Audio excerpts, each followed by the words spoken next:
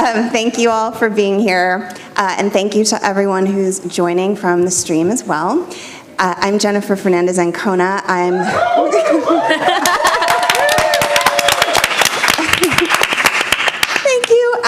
I am a co-founder and chief strategy officer at Way to Win, and we're very excited to be co-hosting this session today with all of these amazing partners to talk about Amplify and how we can get louder to win in 2024. I did want to say, I haven't been to Netroots in a few years, but I am definitely an old school, old timer Netroots person. I came to the conferences before they were even called Netroots Nation. Anyone else in the room who? I see you, Paul. I see a couple other people back there. So it's just such a beautiful place, and I think has evolved into such an amazing space for us, and it's important to gather, and especially now. And so I just want to give a big shout out to the Netroots Nation team and board. Liz Japp is in the room. Thank you all for everything you do. So we're going to go through the session. We've created a pretty amazing presentation for you that we're going to share collectively, and we're going to try to save as much time as we can at the end to get your questions and discussion. So please save those questions up as we go. We're going to kind of collectively share. So before we get started, and before I introduce our other panelists, I just wanted to share a couple of high-level points, sort of forces or big trends that are bringing us together in this moment and having this discussion. One of them is what we call the marketing gap. So the often talked about dominance that the conservative movement and the Republicans have around messaging, around message discipline, around media. And that's something that we have seen, a lack of investment on our side. And of course, we all agree here at Netroots, and that's one of the reasons why Way to Win has been trying to invest in this space a bit more. Two is that the media ecosystem is changing so fast before our eyes, and we've seen that, the effects of, the vibes, and the effects of the vibes on the voters, and this is probably going to be an election that could be won or lost on vibes, and so we want to talk about that. How do we change the vibes? How do we change the weather when we are facing so much headwind? And then the third is that, just a reminder that we always take with us in our work, that our coalition is really diverse around race, around gender, around obviously age and generation. And so we need messaging that will persuade and mobilize that whole coalition. And we really look at that zoomed out approach because we all need to see ourselves in a message. When we're doing coalition politics, we all need to see ourselves in it.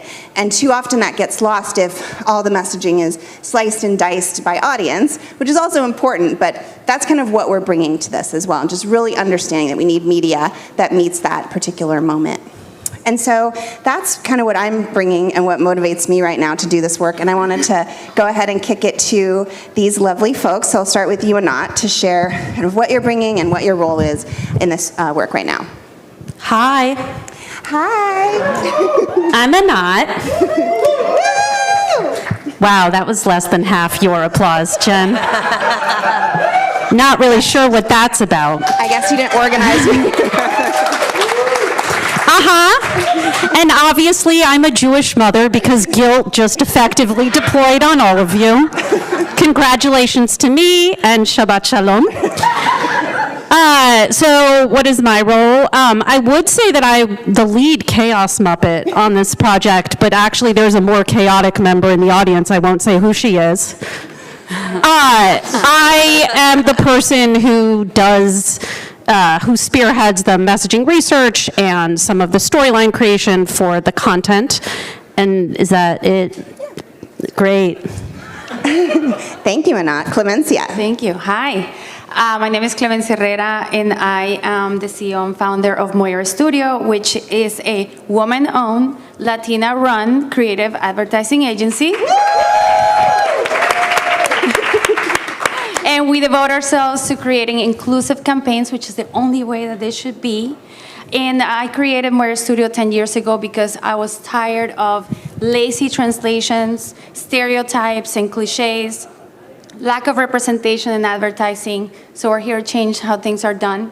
And I've had the pleasure and honor of creating some content with all these amazing ladies here, and super excited to show you guys our results. Thank you, Clem. Julie? Hello, my name's Julie Hermelin, and it is the fact that I'm running ops when my team would call me a chaos agent is kind of incredible on this team. Anyway, my name is Julie Hermelin. I am the managing partner and co-founder of Gutsy Media, and we are a narrative... We are a narrative change strategy and storytelling studio, and we really, me and my entire team, I started my career as a music video director back in the time when that meant something.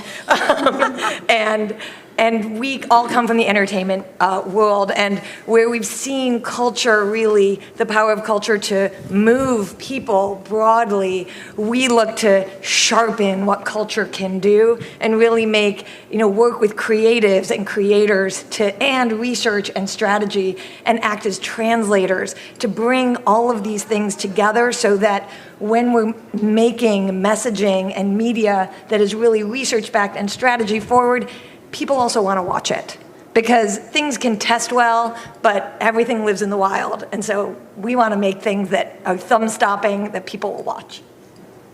Woo! Thank you, Julie. Anika? Hi, everyone. Anika, she, her. I am the co-founding co-ED of We Make the Future Action. Woo! Yes! So, Anat, I need you to tell me that I look good today because she used to call me a Midwest mom, and I feel like I totally upped my game to be on this Fashionista panel. Hot. The pattern. This is actually a fashion panel. We won't be talking about politics. So, We Make the Future Action was co-founded in 2021, and it was the result of Midwest organizers really asking for support on narrative strategy that was tied to their organizing strategy and could really inoculate all the racialized rhetoric that they were hearing in their communities. And I am so happy to be on this project because I recently did Clifton Strengths with my team, and my number one strength is an accelerator because I like to get shit done, and this crew of ladies likes to get shit done. And Amplify, I think, is just getting people what they need fast, quick, easy, and free. Woo! Love that. Thank you. So just a little bit of background before, can you guys see that? What happened? Did the video cut? Sorry. Anyway, I'll keep going and hopefully they'll fix it because I see the slide changed over here.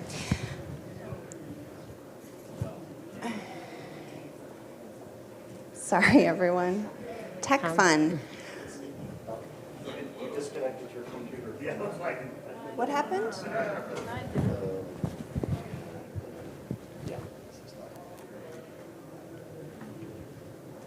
And not tell a joke.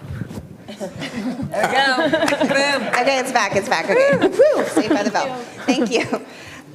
So just a little bit of background before we dive into the exciting, juicy bits of this, but that what drives us in this project is we need a signal to cut through the noise. So we know voters are really overwhelmed, voters are exhausted, and they have been for a while.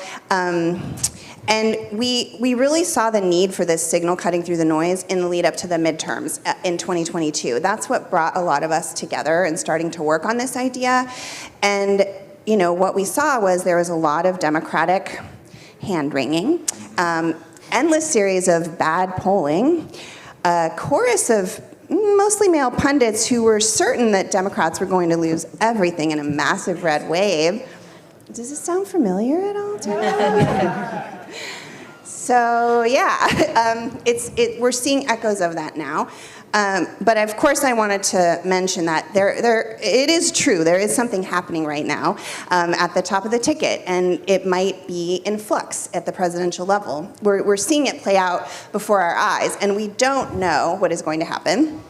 But I will say that we were pretty prepared for that kind of situation. And as you'll see when you hear more from Anat around the messaging, that we really see this election being about two different futures, and it's much bigger than two different candidates who may be battling it out. And so it's a bigger story where, as you can see on this slide, the voters are the protagonists who are going to protect our freedoms and give us a better life, and the villain is the MAGA Republicans who want to take us backward and who want to control what we do and essentially take away all of our freedoms. So because of that, we are in a moment where we don't have to be paralyzed by the lack of certainty. We can actually just lean in to telling these stories, because we know when voters understand the stakes and believe the stakes as we lay them out, that we have won. Our coalition has won over and over and over again in this post-Trump era. So I just wanted to name that. I think we'll talk about it a lot as we get into discussion. But before I kick it to a knot, there was one other piece I wanted to share, which is just our approach. So this is how we do the work we do, and everything that you're going to see is very rooted in this approach, which we like to call listening plus art plus science. So we really listen deeply to voters. Anat listens to a lot of voters, so that's why we need to give her a lot of hugs. And we want to understand where they are underneath, too, not just what they say they think, but what do they really think, so that we can then create all kinds of different content with partners like on this panel and so many others who aren't here. And then we test everything we do. We make sure to run it through different randomized control trials with all the different amazing platforms that we have, like Swayable, Open Labs, and Grow Progress, to see how is it moving the voters we want to move, and it helps us then iterate on those messages. And so, and then the distribution, which we'll talk a lot about here too, is unique. It's not just paid media, it's organic media, earned media, it's influencers on social media, it's grassroots organizers implementing these narratives in really interesting and unique ways. And so with that, I will kick it over to Anat to dive into the messaging. Click ahead. Yeah, I will. All right, so in 22, we had an overarching slogan. It was protect our freedoms. How many of you talked about protecting our freedoms in 22? Thank you. And that concept of freedom, as you've heard me say, if you've ever heard me say anything, is pretty much vital and integral. And how the fuck dare the other side claim the mantle of freedom, when in fact they are, with every breath and movement, about seizing them. And so we take that concept, our freedoms, and we add into it something that, instead of just being a stasis, which is what protect is, hold the line, hold the course, we give it a bit of a dose of some promise and some hope. Now, we're not doing epic amounts, because we also have to understand where people actually are, and the idea that we could sell them on this election as the gateway to a magically delicious future. I don't know who you've been talking to, but that makes us sound a little bit like we're in the unicorn selling business. And so, having tested a whole array of different slogans, both in randomized control trial and in another methodology we call MaxDiff, we have seen this one perform the best, both in terms of a would-be Democratic candidate and in direct contestation of various right-wing slogans, including, of course, Make America Great Again. And so this really is our rallying cry, and you will see it throughout our ads. In addition to that rallying cry, we do this deep listening, we do this testing, we do these conversations to really understand not just what voters believe, but how they are feeling. And that is how we arrive at this nested set of narrative tasks before us. These are not messages. We don't say these things out loud to people. These are the things that we need to move them through, and the ads that we will soon present to you, you will see how various ones do various things. So one of those things is disrupt despair. I don't think I need to tell you that a lot of people are feeling incredibly down and out, and I may not even be talking about this room, not sure. But that feeling is understandably pervasive, and especially among the voters who are our biggest flight risks, i.e. disaffected Dems and swing. And so we need to actually get in there and wake them up and make them think politics is a thing worth paying attention to and engaging in, that there is actually a way out of this doom spiral. We need to draw the contrast, always, We need to create a relationship, as Jen said, between the antagonists, who are very clearly these MAGA Republicans who would like to try their hand at dictatorship for fun, and the protagonists, who you will see again in the ads, are the voters, not the Democrats. We're not trying to sell people a line that the Democrats are coming to save you. By the way, people don't believe that. I don't believe that. But even if they did, we need them to see this content and engage with this messaging and feel that it's incumbent upon them to act. And then, of course, we have to make them act. We need to turn what could be paralyzing fear and render that into defiance. And so these are our narrative tasks to perform over and over. So let us start with inspiring defiance. Yeah, so we're giving you like a little bit of a look behind the curtain and walking you through different examples of how we're activating these storylines in the content that we're making. And so I think this is you too. Yeah. All right, so some of you may have heard of this thing called Project 2025. It turns out when you tell voters about it, they're not very keen. They're not very keen any way you slice it. However, in addition to the fact that we are building towards recognition of this concept, we continue to encounter a thing I have come to call the credulity chasm. The credulity chasm, if that sounds unfamiliar, just think about all of the years voters said to us, but they're never going to overturn Roe. That's never going to happen. And therefore, they didn't make it an electoral priority. What you see up on this slide is research from my colleagues and I from the Research Collaborative. And if you're not parsing it quickly enough, the second row tells you that only 21% of the sample, when the question is asked that way, different question wording, you can get a different result. Words are magic. Believe that were MAGA Republicans to take power, they would actually enact their agenda. The funniest part of this slide is the percentage of people who think the Supreme Court would stop them. Wow.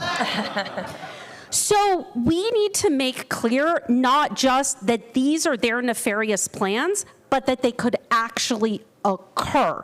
Otherwise, all we're doing is doom casting, and voters reject that as just politics as usual, where we're bullshitting because we're Team Blue, so we shit talk Team Red. What else is new? So to do that... Yeah, so Julie, do you want to talk us through this example?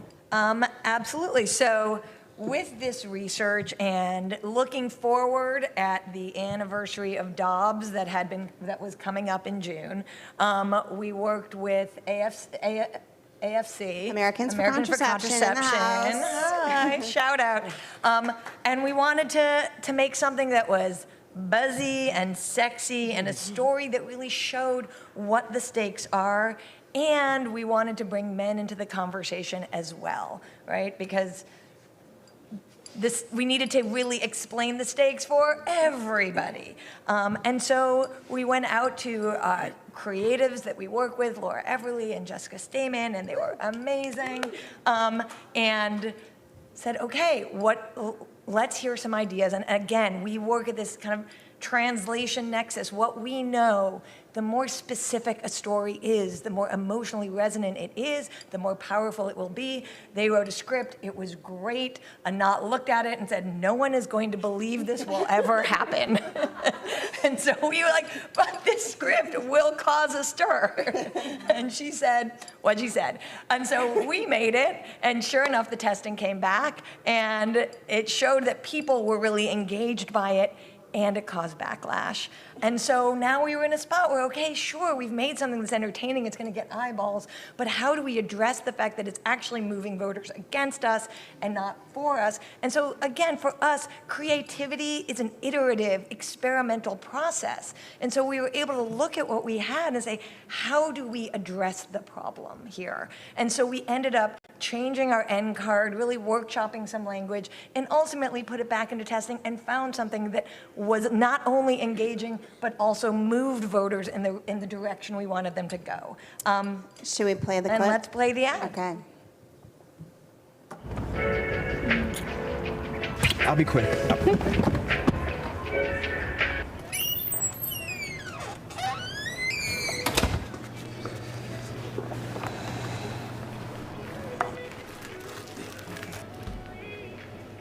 ID, please. You need an ID to buy condoms now? The new legislation passed by Republicans in Congress after they voted against the Right to Contraception Act. Get out of here. I don't make the rules. Will these be used with a spouse? No. Are you in a committed monogamous relationship? We haven't really had the talk yet. Is this heterosexual copulation? Yes. Does that matter? Do you like Taylor Swift? I mean, her Eras tour was lit. I'm sorry, you're not eligible to buy the condoms. Do you still want to buy the rose?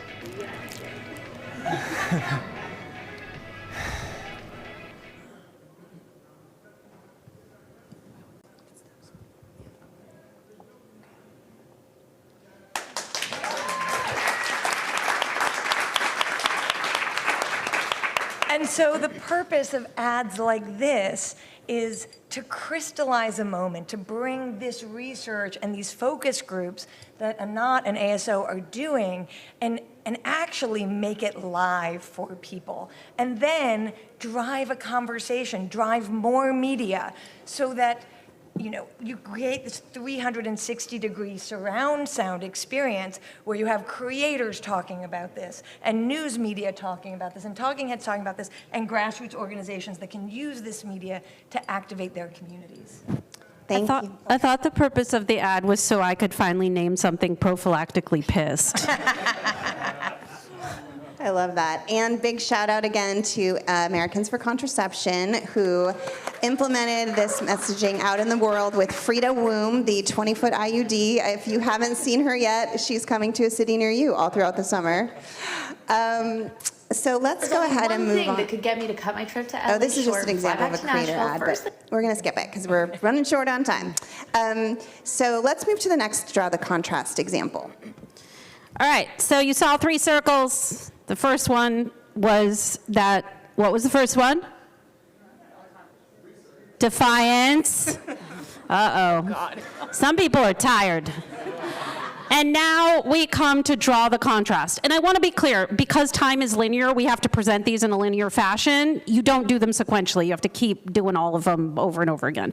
So draw the contrast. I think this one speaks for itself. There's 2 rival futures. There's 2 rival possibilities. There's 2 rival governing ideas. And one of them is horrific. And one of them is, probably okay. Jen and I maybe disagree on this one. And so one of the ways that most crystallizes this, and really shout out again to Research Collaborative here, that most crystallizes this for people is really talking about the Supreme Court. So let's go to the next and play it.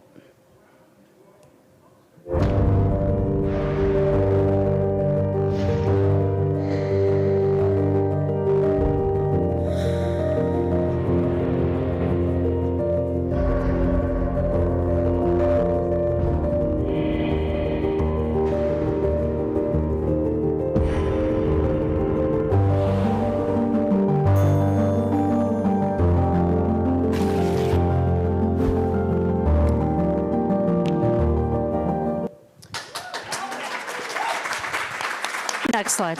Thank you. So super simple, not a fancy pants ad. We actually first tried a much fancier version of this. It had characters and it was narrative. And what we found with it is that this is a particular kind of a persuasion ad where we are presenting one piece of new information that feels apolitical. The fact that in the next term, the president is likely to confirm or likely to seat up to 3 Supreme Court justices based on age. And because we are presenting this new fact, which doesn't feel like, oh, you're just saying that because you're Democrats, or oh, you're just saying that because you're Republicans, that just feels like a thing in the world, it actually has been much more potent to just do this very basic iteration of it. And what we find in testing is that when we expose people to this fact, they actually start to do math. And their math goes like this. Oh, I could maybe deal with 4 more years of Trump, but a Supreme Court, that's 20 years, that's 30 years. I mean, how young is that Amy Coney Barrett lady, right? And she's like cryogenically preserved on the blood of virgins. She's gonna live forever. So yeah, Okay, so the next contrast point is around economic issues. And because we always know when you ask voters what they care about, they, regardless of what's going on, they always say the economy, the economy, the economy. And so we also know historically we've never won a presidential election when people had very negative views of the candidate as it relates to economic issues. And so we did a ton of research with ASO and Lake Research Partners, big shout out to them, they're amazing, around finding a message that could hit on these economic points, but that would also fit into this frame around freedom, families, futures, that it could be a bit broader than just an economic thing, but that's more about people's whole lives, right? Because that is what people care about. They care about their lives, and they care a lot more about how their lives are doing than they care about how the economy is doing in an abstract way. And so what we landed on for the best message is this better life message that does a few things. It centers people's lives, like I said, concrete ways that Democrats or whoever candidate is helping them make a better life. It has the contrast, right, of the MAGA Republicans who are not only trying to take our freedoms away, but also, you know, they're not forcing corporations to pay what they owe. So this idea of a populist sentiment, people are really ready for that. And so, you know, the idea that we just ensure everyone can earn a good living and have a good life, that includes, you know, being able to have a good job and put food on the table and have housing and have, you know, your kids go to a safe school and have health care that you need. So that's what we landed on with this idea of better life, and also a little bit of freedom to thrive. We also played with that too. So I'll kick it over to Clem to talk about our next piece. Yeah? Do you want to talk first or play first? I'll talk after. Okay, we're going to play watch it first. first. In America, we value our freedoms, but corporations take in record profits by denying our freedom to make a good living and have a good life. Real freedom means being able to demand better pay, to cast our votes and have them counted, and care for our families. Real freedom requires real leaders who respect our families and make corporations pay what they owe. Together this November, let's demand the freedom to live a better life. Great. All right, so the idea here is what Anna was referring to before, which is people are the protagonists. It's not Democrats, it's not a governor. That was the main idea. And then the other thing that we wanted to achieve with the visuals is that freedom belongs to everyone. And as you could see, we see people from all walks of life. Freedom doesn't belong to like a specific ethnicity or class system or something. It belongs to every single person. And so we wanted to really show everyone in there. And then the other thing that we really put a lot of thought into was how we were portraying this corporate greed. And in other times, we were kind of showing like, people in suits or like shady deals, like shaking hands or whatever. And this time we put a face to the corporations. And then we also put a face to the leaders. We actually showed the Democrats are combating price gouging. So we kind of really brought it down to reality, this juxtaposition of like the evil people and the leaders who are facilitating. And I think that's why it tested so well, because it really brought it down to like what's really happening in real life. It's not like a conceptual thing out there. It's like, this is really happening with real people. Love that. So the next piece, we're just going to have, Anika, do you want me to play it or do you want to talk first? I'm going to talk first. Okay, go for it.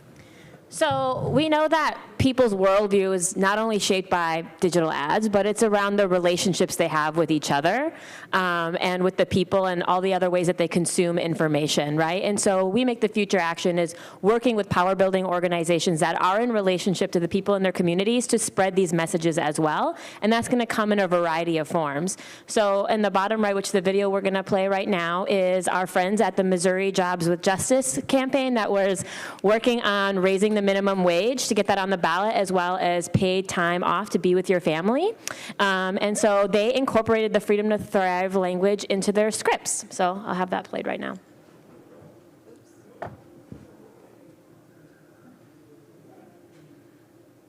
We work hard and want the freedom to make a good living to provide for our families.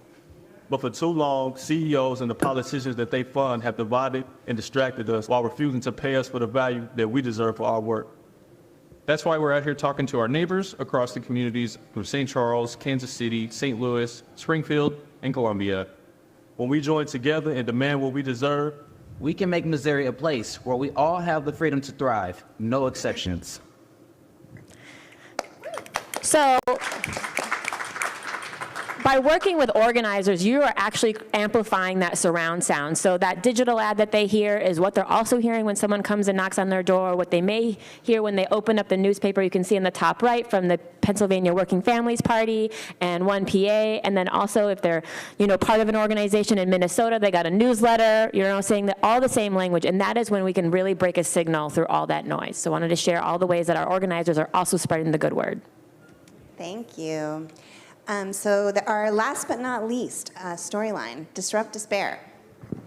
Anat? I don't really think I need to say much about this. People feel shitty. If they feel shitty, they're not going to do things. So we need to make them feel less shitty. Clem. So I love the ad that we're going to see now. This was targeted to Latinas in Nevada who were the most undecided about the presidential race. Let's watch the ad first, and then I'll talk about it a little bit more. All the jefas out there, we see you taking care of business, la familia, y muchas cosas más. The Biden administration wants to make it a little easier for you. That's why they're making childcare more affordable, expanded access to funding for business owners como tú, and making it easier for you to apply. Because the Biden administration knows de que no solo estás en el corazón de tu familia, but also of this country's growth. Learn more about how the Biden administration is helping jefas to thrive.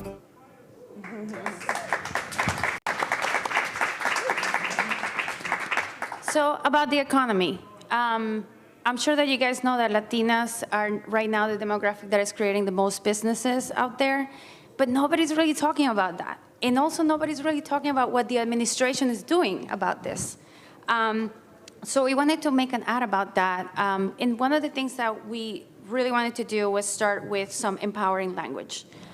You're not like, oh, poor thing. It's like, you're awesome, you're making things happen, you're taking care of your family. Some of these Latinas are breadwinners of like a multi-generational household, doing a lot of things. So it's like, you're awesome. Here's what we're doing to make it easier for you. And this is in direct contrast to the Republican, rhetoric of like, oh, you're getting handouts, you're getting gifts or whatever. No, this is actually just making it easier, giving you some tools so you can build whatever it is that you want. And then another thing that we really wanted to show here, and I don't know if you guys noticed that Joe Biden is not the protagonist here. He is right next to a woman who is speaking, so we're really showing that these are decisions that are being made by women in power, and so you can actually trust some of these decisions, right? Like, he's actually, listening to some women right here, and he's like clapping for them and all that stuff. So it's really kind of like showing that subconsciously. And another thing that we tested, and it actually worked, was this theory that, a lot of Latinos, even if they don't speak Spanish, they use Spanglish in their everyday lives. Like, I grew up in Miami, I use Spanglish all the time. And so we but one of the things that we want to do is do it right? Like, you can't just like do some lazy Spanglish, or like cliche Spanglish.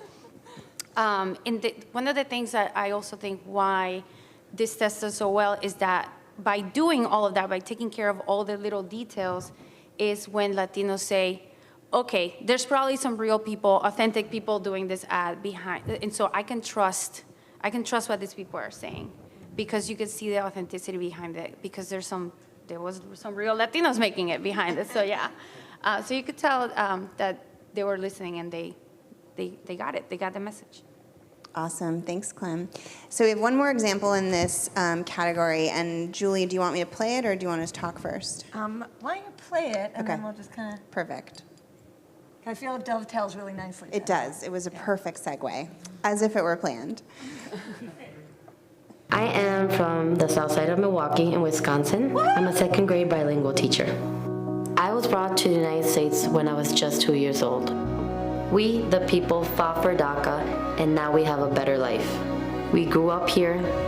This is our home. Trump attacks Latinos. I definitely feel safer with Biden. Trump wants to control our future. Biden wants to ensure that people have the freedom to thrive.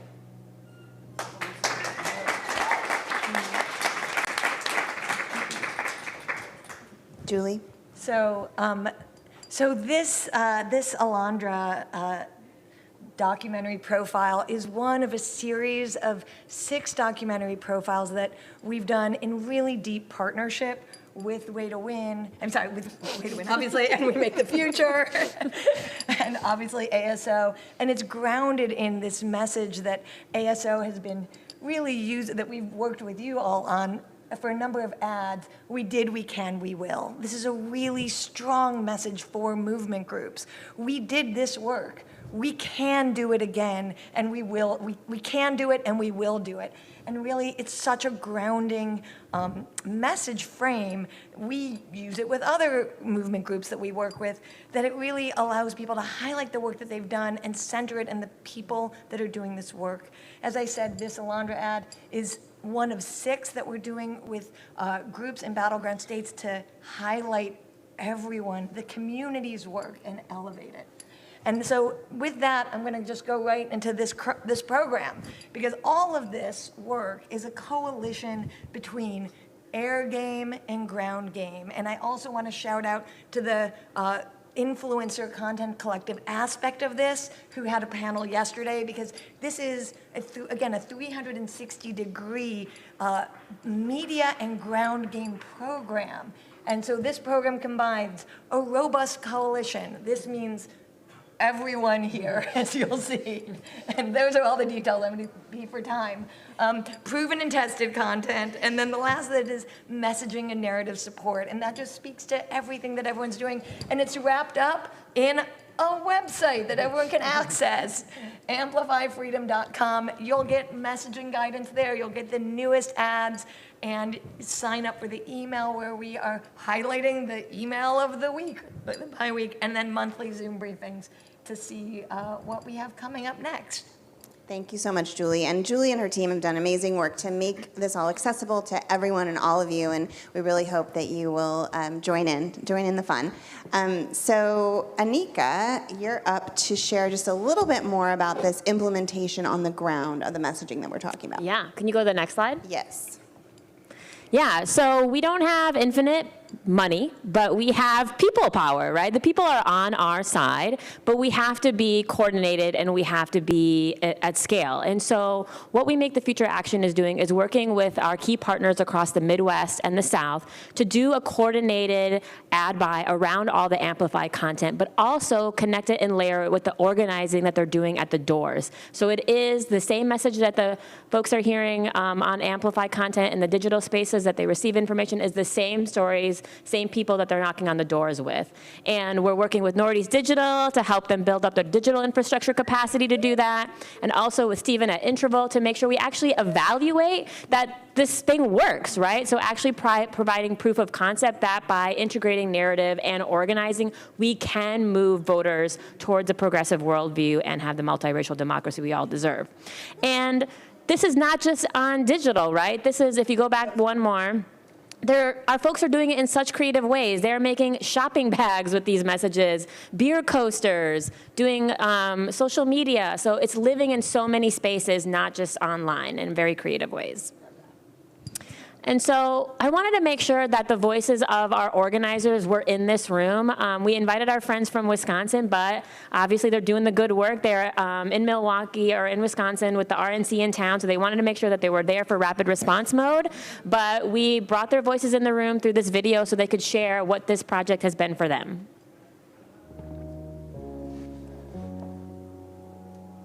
We're an organization, community organizing, headquartered in Milwaukee, but we also do work in Racine and Kenosha. And we do that by having a year-round presence in the field, knocking doors every day of the year, not just during election season, and connecting folks with resources, not just asking them for a vote. We're a small organization in northwestern Wisconsin, working in communities from the industrial ports of Superior, through the Apostle Islands National Lake Shore and Ashland, and then out into rural towns and villages across 5 counties. And we are the Race Class Narrative Project and convener in Wisconsin. We work with C3 and C4 groups. We work with legislators and researchers and influencers to build a shared narrative towards freedom, justice, and joy for all in Wisconsin. This year is so important.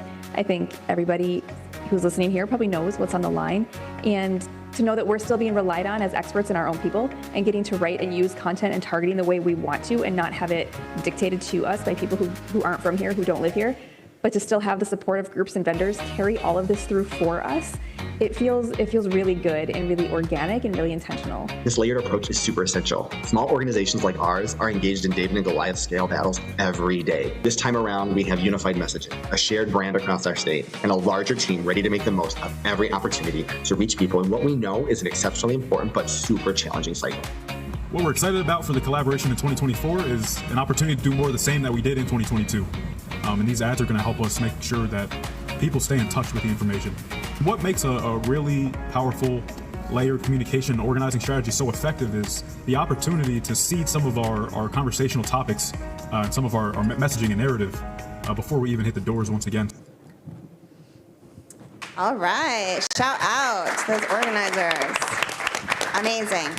Thank you, Anika, for bringing that to us and for all the work you're doing on the ground too. So thank you. That's our awesome presentation. I hope you liked it. So we just have probably 10 minutes or so we'd love to open it up, and if there's questions or topics that y'all want to bring up for us. Paul. So I have a question, but going back to that condoms ad, which was amazing. I guess my first question for Anat is, has that actually been tested? Yeah, I'll take it. So it was initially tested without that end card. That is when it backlashed. And when you do RCT testing, you have really large samples, and people sometimes say a lot of things in the comments. And so you're able to glean some of the why behind the what. And what we could see in the commentary, there were two threads. One was Gen Z being celibate, which, I don't know, Gen Z, explain yourself, thank you. The other, that was a lesser thing, but it was there. I don't know. I have a 17-year-old, so maybe I should be happy. But the greater thing was people saying, they're not going to come for condoms. This isn't going to happen. Come on. They're not going to block penises. They don't give a shit about those, right? That's going to have freedom forever. They're only coming for, abortion, IUDs, etc. And so it's not just that it strained credulity. It actually caused anger because people felt that this was us basically. Let me sum it up. Americans are irony deficient. And it's extraordinarily difficult to use irony effectively across broad swaths of voters. It's why nobody in America understands what I'm saying. And so we had to add that end card to say, yeah, this is a parody. Hi. Get it? I mean, just to add on to that is that, one of the things I've heard at a lot of panels, especially about how to get things to go well on TikTok, for example, is that there's three things: authenticity, inspiration, and also humor. But the problem is that humor can be risky. And what that ad reminded me of is when, during the Prop 8 campaign, the Courage campaign did a very funny ad of a heterosexual couple who goes in to get their marriage licenses. And of course, the clerk makes them pull their pants down and check their genitals. I thought that was hilarious. But my understanding is that did not do, and a lot of the LGBT organizations were like, this goes against our message, this is not effective. So that's what this reminds. And so I'm not surprised there was a backlash. But in the new form, there wasn't, just to be clear. And I will say, we make ads and put them into testing all the time, and humor is tricky, and we do need to rely on this back and forth conversation, and also what kind of humor. Irony is a very specific kind of humor. We had a fart joke ad that none of us on the team were like, okay, and it did gangbusters, right? So as I want to say, there's a lot of different textures of comedy. So by understanding your audience and what they think is funny, and then work backwards from that, you'll be like, who's the audience you want to move? What's their humor? And then you make the ad.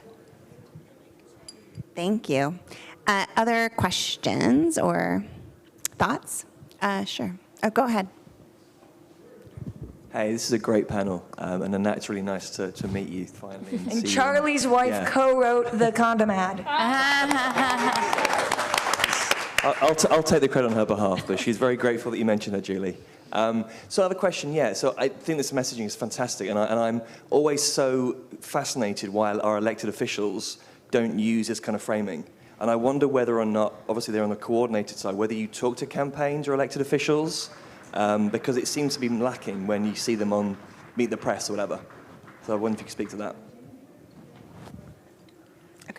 Well, I'll start by saying, yeah, I mean, we just laugh because we get this question all the time where everyone's like, we love what you're saying. Why isn't anyone in power saying it? And we do. We actually, Way to Win has done a lot of work. Our team, we make everything public. So Anat does these briefings. We make it public so we can share it, even if we're not coordinating with candidates. We put it on our resource page so that we can actually brief folks who are running campaigns. And there's I feel like there has been some adoption. I think in 2022 we did see, we really did see for the first time actually, like Kamala Harris taking our messaging and just saying it about freedoms and using that as a way to talk about abortion and democracy. And we saw people like Josh Shapiro take our messaging in Pennsylvania and win this election against a MAGA extremist, Gretchen Whitmer. Yeah, and Gretchen Whitmer used a lot of our messaging. So we have actually seen it, but I think, I don't know, do you want to say anything else? Because basically what has happened to them is that they have poll tested themselves into sound bites that in the isolated arena, and yeah, I'm testing, ladies, so are you ready for me to trash testing? It's going to be very confusing, but not really. If you ask voters, what is your top issue? 100% of the time, they're going to say something economic. We can stop asking. You can save yourself a space on a poll. People also like back rubs and blowjobs. Why are you asking? So that's what they say. And so politicians take that to be like, oh, people don't think I'm good at the economy. So what I'm going to do is I'm going to say, I'm good at the economy. I'm good at the economy. I'm good at the economy. I'm good at the economy. And it's confusing stimulus with response. It's not understanding that the thing that you need voters to believe and to feel and to do is not you ask them what they already think and then you repeat that back to them. Because if they thought what we needed them to think, we would not be at this goddamn conference. We would be salsa dancing. That's what we would be doing. So it's just a misunderstanding of reading data and using things that are created to take the temperature and thinking that means that that's how you change the temperature when it just simply isn't. And fear. Yeah, I was just going to say that. I think they're very risk averse and not as nimble as we could be. Like messaging can change and we evolve and we change the ad, and the candidates may not have that luxury, and also they don't want to risk their reputations or whatever. And I'll add to that, it's about vision, right? And you say take the temperature. If you just want to regurgitate the temperature or actually have a vision of what the future can look like, positively and negatively, and very succinctly in an emotional way express it, and we do have that freedom to do that on. We also had examples of our friends in Minnesota who, were using the message so much in their organizing that the elected leaders had to get in line. Otherwise, they were going to be not in sync with what the community was saying. I just got a follow-up question, because I face this question not just with candidates, but also with advocates who've just done it one way a really long time and don't want to hear that there's a new way to talk about this thing that might be more effective because it just feels scary to them. And I wonder if you have any advice about, over all the stuff you just described, how do you get around it? Is my question. I mean, I don't know why we want to keep doing things that don't work. So Anat always says, what's your theory of change? And so when you ask people that, you actually get under the hood and realize there isn't a strategy. And so I think having that light bulb go on for people really helps them think about it. We also, at We Make the Future Action, show them other people doing it. Nothing speaks like success. And so just showing them, you're like, well, do you want to win or not? And so, yeah. I also think that numbers speak for themselves. You show data and you say this is what's working right now. We had one more in the back, and then we'll have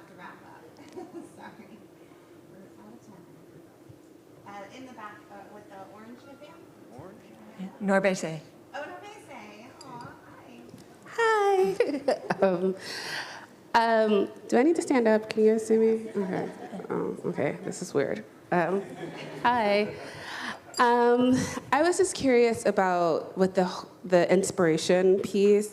What I find trying to do to hit the right spot is inspiring hope, all the other pieces, but not overselling it. Because what I'm afraid of on the other side, if we don't deliver, then that can have a backlash. And so I'm curious, do you all have thoughts about like the sweet spot, and then like, are there any risk to us doing the inspiration piece and what happens if we don't get all the things, or like, you know, the Supreme Court does something terrible, even with a Biden presidency in 2025, what does that mean for us? Yeah. Do you want me to take it? It's a great question. So first of all, it really specifically is inspire defiance. It's not inspire full stop. Because exactly what you're saying is true. If you sell people puppies and kitties and unicorns, they know you're full of shit. And that's just so far away from where they are emotionally that it's just like, what are you even talking about?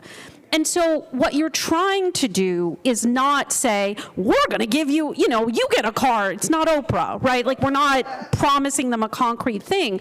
What we're saying is, here are things that working together, joining together in union, whether literally in unions or figuratively in union, we have won. So the Alondra ad, for example, that Julie showed, talking about winning DACA, like that happened. That was a thing that occurred. The idea is to inspire defiance against this faction that would, set us backwards into the Mesozoic era, roughly, and to make people feel that, not for nothing is the organization called We Make the Future. That ultimately the future is made out of the decisions that we take together. So you're absolutely right, and hopefully you didn't see in any of the ads, and then you're gonna get a car. Like, we don't do that. We make them feel like the agency is in your hands, and there are two competing futures. And we've seen not just here, but in the context, for example, of Poland, of Brazil, that this has been a winning strategy to defeat authoritarian factions globally. And I just want to double stamp, or whatever, double tap, the we can, we will, we did narrative, because as we talked about with the three circles, right, and the three messages. The Venn diagram? The Venn diagram, exactly. Thank you. I lose language when I'm love under Venn pressure. diagrams. That these messages have to come back again and again and again and again, right? There is no, you get a car, it's done. We have to constantly tell our stories. We have to constantly tell the small wins against the big wins, against this is a practice, it's not a moment, right? And everyone that We Make the Future works with knows that. And so how can we celebrate those moments and keep our eyes, on the future? Love that. Any last words from y'all? We look good, that's it. Thank you all so much. This was awesome.